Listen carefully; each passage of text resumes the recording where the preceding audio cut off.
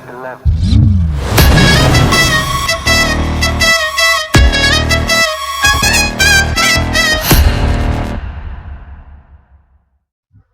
ഇതിപ്പോ എവിടെ തൊട്ടാലും അന്യായ വിലയാണല്ലോ കർത്താവേ. തെങ്ങീത് ഷെടാ. ആ, ഇവിടെ ഉണ്ടായിരുന്ന പോയാലോ?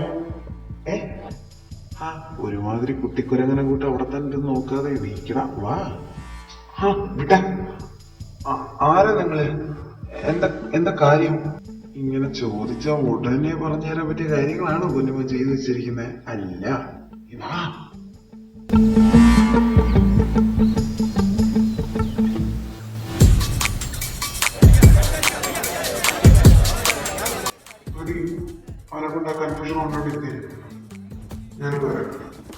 സാർ, അതിന് ഇയാളാണ് തെറ്റുകാരനെന്ന് നമുക്ക് അറിയില്ലല്ലോ.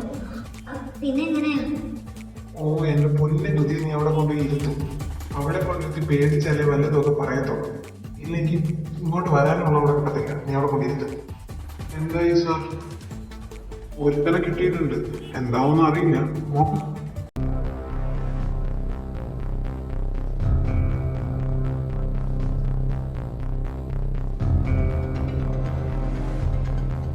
ഒറ്റ ചോദ്യം, ഒറ്റ ഉത്തരം. സത്യമായിട്ട് പറഞ്ഞാൽ നിനക്ക് രക്ഷപ്പെടാം. ആ ചെറുക്കന്മാരെവിടെ? ഏത് ചെറുക്കന്മാര്? സാറ് നിങ്ങൾക്ക് എന്താ ആളെ മാറിപ്പോയെന്നാ തോന്നുന്നത്. മോനെ കേറി വിളയല്ലേ? നീയാണ് ഇതൊക്കെ ഒപ്പിച്ചതെന്നും നീയാണ് സൈലന്റ് ആയി കയറി ഇതൊക്കെ ഒപ്പിക്കുന്നതെന്നും ഞങ്ങൾക്കറിയാം.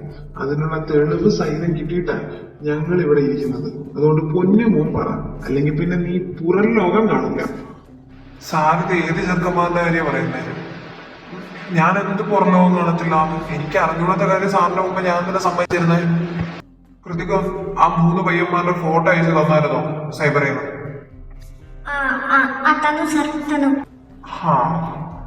എന്നാ ഇവ തിരക്കി പോയവന്റെ ഫോട്ടോ കിട്ടിയോ? നോക്കിയേ, ഇവനെ നിനക്കിനി അറിയത്തില്ല എന്ന് പറയാൻ പറ്റത്തില്ലായിരിക്കും. അങ്ങനെയുള്ള ബന്ധമല്ലല്ലോ നിങ്ങൾ തമ്മിൽ.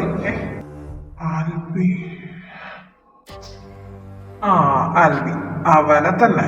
അപ്പൊ നിനക്കറിയാം. പോരട്ടെ, ബാക്കി പറ. എന്ത് പറയാനാ സാർ, ഞങ്ങൾ തമ്മിൽ ഇഷ്ടത്തിലായിരുന്നു.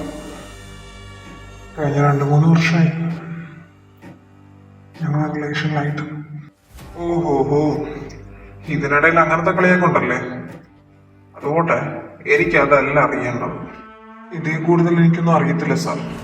കോളേജിൽ ഞാൻ പോയത് ആൽബിനെ തിരക്കാം. ഇതിൽ കൂടുതൽ എനിക്കൊന്നും പറയാനുമില്ല.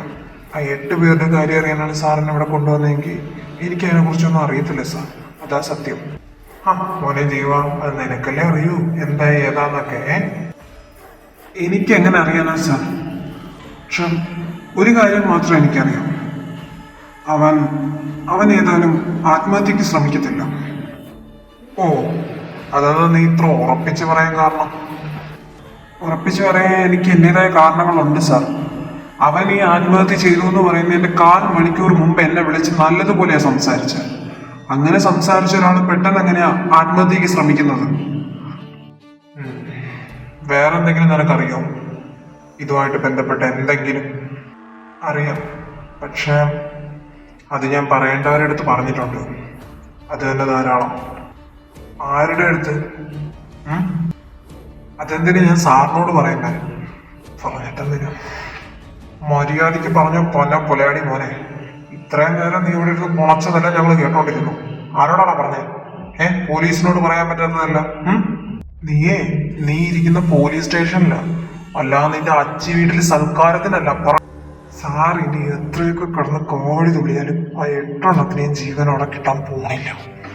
ഓ, അപ്പൊ നിനക്ക് അറിയാം? അറിയാം. എവിടെയാ, എങ്ങനെയാ, ആരൊക്കെയാ കൊണ്ടുപോയെ എന്നൊന്നും എനിക്കറിയത്തില്ല. പക്ഷെ പറയേണ്ട കാര്യങ്ങൾ പറയേണ്ടവരുടെ അടുത്ത് ഞാൻ കൃത്യമായി പറഞ്ഞിട്ടുണ്ട്. അതുകൊണ്ട് ഇതിന്റെയൊക്കെ പിന്നെ അവരായിരിക്കും എന്നാണ് എന്റെ വിശ്വാസവും എന്റെ പ്രതീക്ഷയും.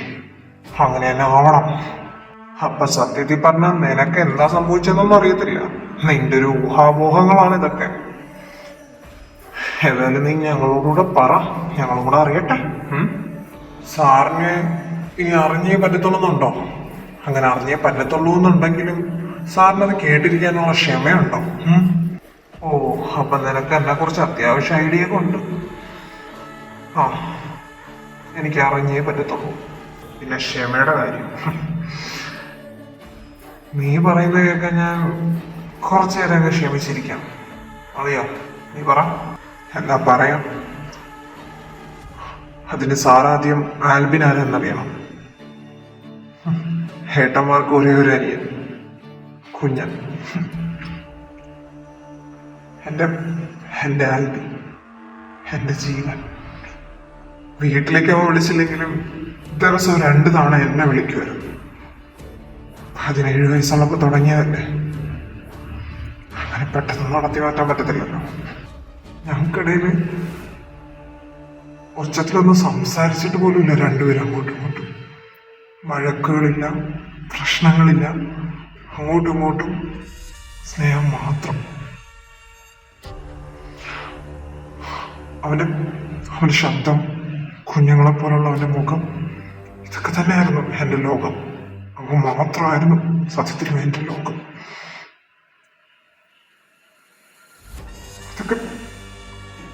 അതൊക്കെ എനിക്ക് ഒത്തിരി ഇഷ്ടമായിരുന്നു. അതൊക്കെ നല്ല രസമായിരുന്നു. ആ നശിച്ച കോളേജിൽ അവൻ പോയി ചേരുന്നത് വരെ മാത്രം. ഓരോ ദിവസം അവന്റെ ഓരോ ശരീരഭാഗത്ത് ഓരോരോ പാടുകൾ കണ്ടു തുടങ്ങി. വീട്ടിൽ പറയാൻ പറഞ്ഞ വേണ്ട, എന്തിനാവാൻ കാരണം ഓരോരോ പ്രശ്നം എന്ന് ചോദിക്കും. ഞാൻ ഇടപെട്ടെന്ന് പറഞ്ഞാൽ വേണ്ട, അത് ഞാൻ ഹാൻഡിൽ ചെയ്തോളാം എന്ന് പറയും. അങ്ങനെ എന്ന് കയ്യിലും കാലിലും ഓരോരോ പാടുകളും. അവനെന്നെ കാണിക്കത്തില്ല. ഞാനായിട്ട് കണ്ടുപിടിച്ച് ആദ്യമൊക്കെ ചോദിക്കുമ്പോൾ ആ കള്ളം പറഞ്ഞ് നിൽക്കുമായിരുന്നു. പിന്നീട് ഒരു ദിവസം ഒരുപാട് പാടുകൾ കണ്ടപ്പോൾ ഞാനൊന്ന് ചൂടായി ചോദിച്ചു. അന്നവൻ ഞാൻ ചൂടായത് കൊണ്ടാണോ എന്തോ സമ്മതിച്ചു. അവനെ റാഗ് ചെയ്യുന്നുണ്ടെന്നും ഉപദ്രവിക്കുന്നുണ്ടെന്നും എല്ലാം. പിന്നെ ഞാൻ ന്യൂസിലാ കാണുന്നത് അവനതിന്റെ മുകളിൽ നിന്ന് വീണെന്നോ ആത്മഹത്യയെന്നോ. ഒരിക്കലും അതൊരു ആത്മഹത്യയല്ല. ഇതിന്റെ ഭാഗമായി ആരോ ചെയ്തതാണെന്ന് സാറിനോട് പറഞ്ഞ ഈ കാര്യങ്ങളൊക്കെ അന്ന് ഞാൻ ഇച്ഛാനോട് പറഞ്ഞോളൂ. അല്ലാതെ ഇതിൽ കൂടുതലൊന്നും എനിക്കറിയത്തുമില്ല. ഞാൻ ഇച്ഛാനോട് പറഞ്ഞിട്ടുമില്ല. വെയിറ്റ്, ഇച്ഛായന ആരുടെ? ആൽബിയുടെ ഇച്ഛായൻ എന്നെ കാണാൻ വന്നിരുന്നു. അന്ന് കോളേജിൽ പോയിട്ട് എന്താണ് വന്നത്. അന്ന് കേസ് കൊടുത്തിരുന്നത് അവന്റെ ഇച്ഛായനായിരുന്നു. അതൊരിക്കലും ഒരു ആത്മഹത്യയല്ലെന്ന് പറഞ്ഞു. പിന്നീട് അത് സൂയിസൈഡ് അറ്റംപ്റ്റ് ആണെന്ന് പറഞ്ഞു കേസ് തള്ളിക്കളയുകയും ചെയ്തു. അതിൻ്റെ എന്തോ ഭാഗമായിട്ടാണ് എന്നെ അന്ന് പുള്ളി കാണാൻ വന്നത്. എന്നിട്ട് ആ പയ്യനിപ്പോ ആൽബിൻ ഇപ്പോഴും കോമയിലാണ്. ഞാനൊരു 2-3 പ്രാവശ്യം കാണാൻ പോയിരുന്നു. പിന്നെ പോയില്ല. അതെന്താ പിന്നോട് നീ അങ്ങോട്ട് പോവാതിരുന്നത്? വേറൊന്നല്ല സാർ, അവനങ്ങനെ കിടക്കുന്ന കാണാൻ വയ്യാത്തോണ്ടാവും. ഞാൻ അവന്റെ കൂട്ടുകാരനാന്ന് പറഞ്ഞിട്ട് അങ്ങോട്ട് കയറി ചെല്ലുന്നത്. എത്ര കാലം ഞാൻ അങ്ങനെ കയറി ചെല്ലും അതും അറിയത്തില്ലല്ലോ. ഓ, ഐ റിയലി സോറി. കുഴപ്പമില്ല സാർ, ഇറ്റ്സ് ഓക്കെ. അപ്പോ നീ പറയേണ്ടവരോട് പറഞ്ഞിട്ടുണ്ടെന്ന് പറഞ്ഞത് ഇയാളെ ഉദ്ദേശമാണോ? അതെ സാർ, അവന്റെ ഇച്ഛായന ഉദ്ദേശം തന്നെയാ. വേറെ ആരോട് ഞാൻ ഇതൊന്നും പറഞ്ഞിട്ടില്ലല്ലോ. അപ്പോ അവന്റെ ഇച്ഛായൻ എന്തെങ്കിലും ചെയ്തു കാണോ എന്നുള്ള ധൈര്യത്തിലാണോ നീ ഇങ്ങനെയൊക്കെ പറയാൻ പോയത്? ഒരിക്കലുമല്ല. പക്ഷെ അവന്റെ ഇച്ഛായനോട് ഞാൻ പറഞ്ഞതിന് ശേഷമാണ് ആ കോളേജിലെ ആ 8 പിള്ളേരെ അടുപ്പിച്ചടുപ്പിച്ച് കാണാതായത്. അപ്പൊ എന്റെ മനസ്സെന്തോ പറഞ്ഞു അവന്റെ ഇച്ഛായനായിരിക്കും ഇതൊക്കെ ചെയ്തതെന്ന്. പിന്നെ അവൻ മാത്രമേ ഇങ്ങനെ കോമയിൽ കിടക്കുന്നുള്ളൂ. ബാക്കി 2 പേരിൽ ഒരാള് മരിച്ചു, ഒരാള് നാട് വിട്ടുപോയി. പിന്നെ ഒരാൾ ആ കോളേജിൽ തന്നെ ഇപ്പോഴും തുടരുന്നുണ്ട്, അതും ജീവനോടെ. താമ്പൊപ്പം വിളിക്കാം. ശരി സാർ. കൃതിക, ഈ ഇവരുടെ കൂടെ ഉണ്ടായിരുന്ന ബാക്കി 2 പിള്ളേരില്ലേ, അവരുടെ ഫുൾ ഡീറ്റെയിൽസ് എടുക്കണം. അവരുടെ ഫാമിലി ഇപ്പോൾ എവിടെയാ, എങ്ങനെയാ എന്നുള്ള കാര്യങ്ങൾ ഉൾപ്പെടെ. Okay sir. മനോജ്. ആ മാഡം, ഞാൻ എടുക്കാം. എടോ കൃതിക, നമുക്ക് ഈ ആൽബിൻ്റെ വീട് വരെ ഒന്ന് പോയാലോ? സാർ അതിന് അത് ഇവിടെ ഒന്നും അല്ല, ഒരുപാട് ദൂരെയാ. അറിയാം, ഊട്ടിയല്ലേ? ആ ഊട്ടിയാ. നമ്മളിപ്പോ ഒന്നും പറയില്ല. എന്നാ പിന്നെ പോ. വാ. അല്ല സാർ. ആ വാടോ, ചുമ്മാ പോവാടോ. നമുക്ക് നല്ലൊരു ട്രിപ്പ് ആവും. നമ്മളെ ഡൗട്ടുകളൊക്കെ തീരുകയും ചെയ്യും. പാടോ. ഏ ആ വാ.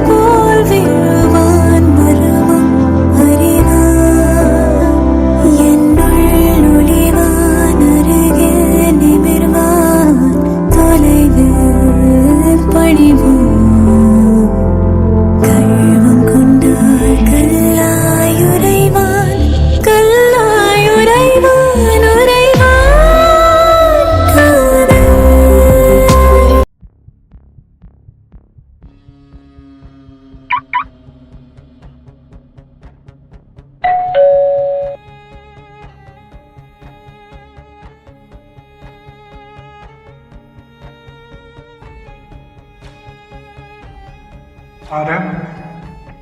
ഹായ് സാർ, ഞങ്ങൾ ജേർണലിസം സ്റ്റുഡൻസ് ആണ്. ഇപ്പോൾ PG ആണ്, ഈ ഇന്റേൺഷിപ്പ് എടുത്തുകൊണ്ടിരിക്കുക. അപ്പോൾ ഞങ്ങൾക്ക് കിട്ടിയ ടോപ്പിക്ക് ഇപ്പോൾ ചർച്ചാ വിഷയമായ ഏതെങ്കിലും ഒരു സൂയിസൈഡ് കേസിനെ കുറിച്ച് എഴുതാനാണ്. അപ്പോൾ അതിൻ്റെ കാരണങ്ങൾ എന്താണ്, അതിനെ അറ്റംപ്റ്റ് ചെയ്ത ആളിപ്പോൾ ജീവിച്ചിരിപ്പുണ്ടോ, അതിന് വേറെന്തെങ്കിലും വലിയ ആൾക്കാരായിട്ട് ബന്ധമുണ്ടോ എന്നൊക്കെ അറിയാൻ. അപ്പോൾ ഞങ്ങൾ വിചാരിക്കുന്നു സാറിൻ്റെ അനിയൻ്റെ കാര്യം എടുത്ത് ചെയ്യാമെന്ന്.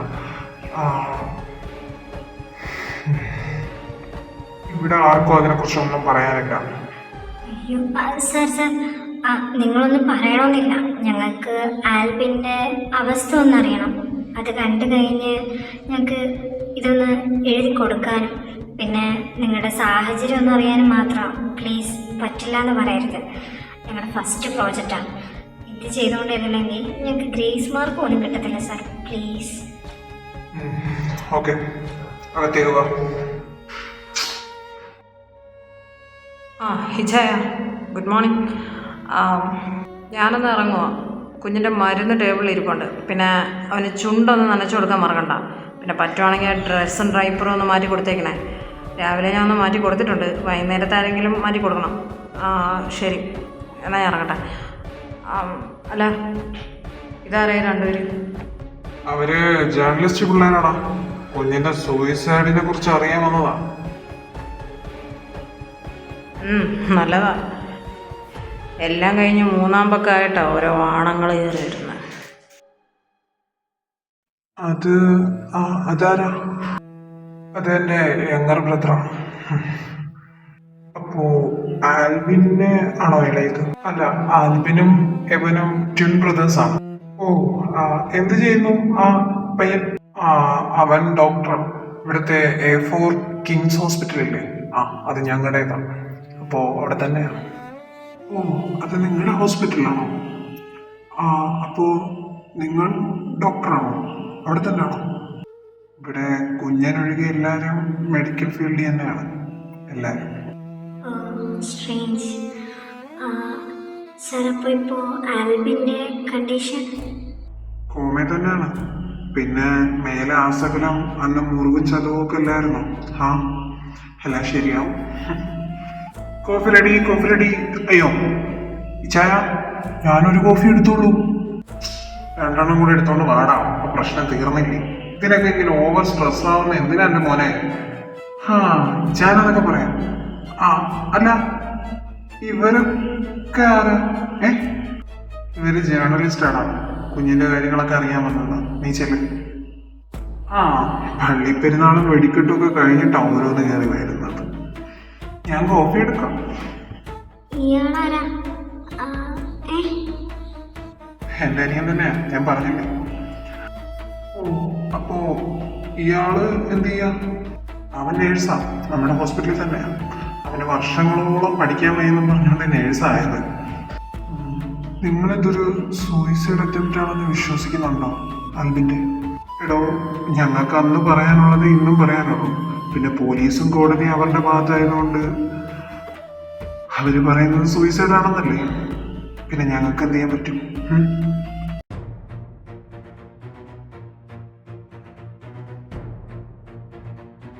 പിന്നെ മോർച്ചറിയിലേക്ക് പഠിക്കാനുള്ള 8 ഡാവർ അവിടെ എത്തിയിട്ടുണ്ട്. ഇച്ചാനൊന്ന് ആശയ വിളിച്ചത് പറഞ്ഞേക്കണേ. അല്ല നീ ഇതെങ്ങോട്ടാ? ഞാനൊന്ന് മാർക്കറ്റ് വരെ പോവാം. ഇവിടത്തേക്ക് കുറച്ച് സാധനങ്ങൾ വേണമെന്ന് അഭിനയിച്ചാൻ പറഞ്ഞായിരുന്നു. പിന്നെ അത് പോരായിട്ട് എനിക്ക് കുറച്ച് ഫോർമാലിറ്റീസും ഡീറ്റെയിൽസൊക്കെ തീർത്ത് കുറച്ച് പേപ്പേഴ്സൊക്കെ അഡ്വക്കേറ്റിൽ നിന്ന് വാങ്ങാനുണ്ട്. അത് വാങ്ങിച്ചിട്ട് വരും. അതിന് നീ എന്തിനാടാ പോകുന്നേ? നിനക്ക് വേറെ ജോലി ഉള്ളതല്ലേ? ഹോസ്പിറ്റലിൽ പോണ്ടേ? അത് മാർക്കറ്റിൽ പോയിട്ട് വന്നിട്ട് പോവാം. പിന്നെ എൻ്റെ ജോലിയൊക്കെ ഇപ്പം ഏകദേശം കഴിഞ്ഞില്ലേ ചായ? അല്ല ഇതൊക്കെ ആരാ? പുതിയ ആൾക്കാർ? അത് കുഞ്ഞിന്റെ കാര്യങ്ങൾ അറിയാൻ വന്നതാണോ? ജേർണലിസ്റ്റുമാരാ. നടക്കട്ടെ നല്ലതാ.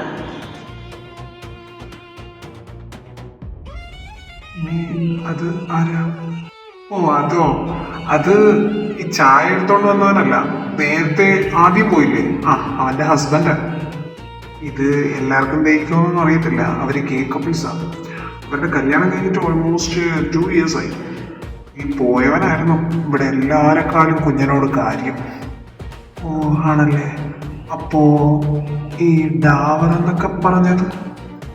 അതോ, അറിയാലോ, കിങ്സ് ഒരു കോളേജ് കൂടിയാണ്. അപ്പോൾ അവിടെ പിള്ളേർക്ക് പഠിക്കാൻ വേണ്ടിയിട്ട് കുറച്ച് ബോഡി എടുക്കേണ്ട ആവശ്യമുണ്ടായിരുന്നു. റിജോ ഫോറൻസിക് സർജനാണ്, പ്രൊഫസർ കൂടിയാണ്. അപ്പോൾ അവനാണ് അതിൻ്റെ മേൽനോട്ടമൊക്കെ. അപ്പോൾ അവൻ അത് ഇറക്കിയ കാര്യം ആശി വിളിച്ച് പറയാൻ പറഞ്ഞതാണ്. 2 കോഫി എക്സ്ട്രാ വന്നിട്ടുണ്ടേ. കോഫി അടിക്കും. എന്താണ് ഇത്ര താമസം 2 കോഫി ഇടാനായിട്ട്? അതൊക്കെ സെറ്റാണ്. ഇത്രയൊക്കെ ഡോക്ടേഴ്സ് ഉള്ളതല്ലേ, ഇനി അവനൊന്ന് എഴുന്നേറ്റ് ഇരുന്നാൽ മതി. ബാക്കി ചെയ്യാനുള്ളതൊക്കെ ഞങ്ങൾ ചെയ്തു. ഞങ്ങളെ കൊണ്ട് പറ്റുന്നതെല്ലാം ഞങ്ങൾ അവന് ചെയ്തു കൊടുത്തിട്ടുണ്ട്. ഇനി അവനൊന്ന് ഓക്കെ ആയാൽ മാത്രം മതി. എന്നാ പിന്നെ ശരി, ഞങ്ങൾ ഇറങ്ങാം. വാ.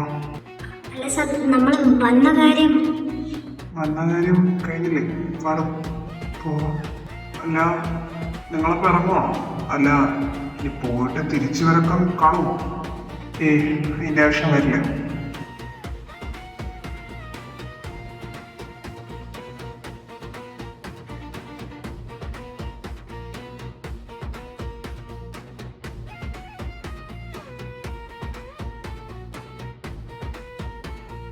ഇതെന്തോന്ന് കുറെ നേരമായല്ലോ ആകാശത്തോട്ട് നോക്കിക്കൊണ്ട് നിൽക്കുന്നു. സാർ, അറിയൂ ഓക്കെ?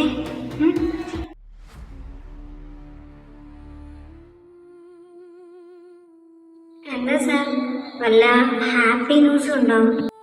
കൂടപ്പിറപ്പ് പരസഹായം ഇല്ലാതെ ഒന്നും ചെയ്യാൻ പറ്റാതെ കോമയിൽ കിടക്കുമ്പോൾ എങ്ങനെയാണ് ഒരു ഫാമിലിക്ക് ഇത്രയും നോർമലായിട്ട് ബിഹേവ് ചെയ്യാൻ പറ്റുന്നത്? അതെന്താ സാർ അങ്ങനെ പറഞ്ഞേ? ആ ഫാമിലിക്ക് വല്ല കുഴപ്പമുണ്ടോ? എടോ, ആ ഫാമിലി മൊത്തം പ്രശ്നമാണ്. സാർ കൃത്യം എന്താ ഉദ്ദേശിക്കുന്നത്? എനിക്ക് മനസ്സിലാവുന്നില്ല. എടോ, അവിടെ ഒരാൾ ഡോക്ടർ, ഒരാൾ നേഴ്സ്. നമ്മളോട് സംസാരിച്ച ആളാണ് മെയിൻ ഡോക്ടർ. അതെ, അതിനിപ്പോ എന്താ സാർ? പിന്നെ മുകളിൽ നിന്ന് അവസാനം ഇറങ്ങി വന്ന ആള്, ആദ്യം പോയ പയ്യന്റെ ഭർത്താവ്. പയ്യൻ ഹോസ്പിറ്റലിൽ തന്നെ ഫോറൻസിക് സർജൻ മാത്രമല്ല ഹോസ്പിറ്റലിൽ പ്രൊഫസറും കൂടെ. ആ അതിന് അവൻ പറഞ്ഞ ഡാവറിന്റെ എണ്ണം എത്രയാ? അത് 8 അല്ലേ sir? So the case is closed. Simple. അല്ല അപ്പൊ സാർ അതെന്താ നമ്മള് എടോ, അവന്മാരെ കോളേജിലെ പിള്ളേർക്ക് കുത്തിക്കീറി പഠിക്കാൻ വേണ്ടി അവിടെ കൊണ്ടിട്ട് 8 ഡാവറുണ്ടല്ലോ. ആ 8 ഡാവറും അവരുടെ അനിയനെ ഇട്ട് ഉപദ്രവിച്ച മറ്റന്മാരുടെയാ. വെറുതെ ഇനി അതിന്റെ പുറകെ പോയിട്ട് ഒന്നും കിട്ടാൻ പോകില്ല. എടോ, ഇത്രയൊക്കെ ചെയ്യാമെങ്കിൽ അവർക്ക് ഇതിനപ്പുറവും ചെയ്യാൻ പറ്റും. അതിനൊരു ബുദ്ധിമുട്ടുമില്ല. ഈ കേസും അവർക്ക് ഒന്നും ഇല്ലാതാക്കി തീർക്കാൻ പറ്റും. പിന്നെ അവന്മാർക്ക് കിട്ടേണ്ടതൊക്കെ തന്നെ കിട്ടിയത്. അതുകൊണ്ട് ഇത് നമുക്ക് ഇവിടെ അങ്ങ് അവസാനിപ്പിക്കാം. സാർ അത് എടോ, താനും ഒന്നും അറിഞ്ഞിട്ടില്ല, ഞാനും ഒന്നും അറിഞ്ഞിട്ടില്ല. അപ്പൊ നമുക്ക് തിരിച്ചു പോയാലോ? Okay sir. ഡാ, നീ വല്ലതും കഴിച്ചായിരുന്നോ? ഇല്ല. എന്താ? പ്രത്യേകിച്ചൊന്നുമില്ല. ഞാൻ നിനക്കുള്ള ഫുഡ് കൂടെ എടുത്തോണ്ട് വന്നിട്ടുണ്ട്, അതുകൊണ്ട് ചോദിച്ചതാ. ആണോ? ഞാൻ വിശന്ന് ഭണ്ണാരടങ്ങിയിരിക്കരുതേ. എന്നാ വാ. അല്ല, ആൽബിച്ച ഇതുവരെ എത്തിയില്ലേ? ഓ വന്നു. ഏതോ കൊച്ചു മരുന്ന് കുടിക്കുന്നില്ലെന്നും പറഞ്ഞുകൊണ്ട് അതിൻ്റെ വാ തുറന്നിട്ട് അതിൻ്റെ അണ്ണാക്കിലോട്ടൊക്കെ കുത്തിക്കയറ്റി വീത്തി കൊടുക്കുന്നുണ്ടായിരുന്നു. മനസാക്ഷിയില്ലാത്ത സാധനം. ഓ, ഒരു മാറ്റമില്ലല്ലേ? എവിടെ നിന്ന് ഒരു മാറ്റമില്ല. ഇന്ന് വീട്ടിൽ ജേർണലിസ്റ്റ് സ്റ്റുഡൻ്റാണെന്നും പറഞ്ഞുകൊണ്ട് 2 പേര് വന്നില്ലേ? ആ എന്താ? അവർ ജേർണലിസ്റ്റൊന്നും അല്ല എന്ന് ഇച്ചായന് മനസ്സിലായി. അതുകൊണ്ട് ഇച്ചായൻ വീട്ടിൽ തന്നെ ഇരിക്കുക. എനിക്കവരെ കണ്ടപ്പോഴേ മനസ്സിലായതാ ജേർണലിസ്റ്റാണെന്ന്. കള്ളം പറയുമ്പോൾ അറ്റ്ലീസ്റ്റ് ആ പോലീസിൻ്റെ ബൂട്ടെങ്കിലും അങ്ങേര് മാറ്റണമായിരുന്നു മിനിമം. അങ്ങേര് നമുക്ക് പണിയാവോ? കണ്ടിട്ട് പ്രശ്നക്കാരനാണെന്നൊന്നും തോന്നില്ല. ഇനി എങ്ങാനും പണിയാവുകയാണെങ്കിൽ ഡാവറിൻ്റെ എണ്ണം 9 ആവും. പിള്ളേർക്ക് പഠിക്കാൻ കുത്തിക്കീറി. നീ നടക്ക്.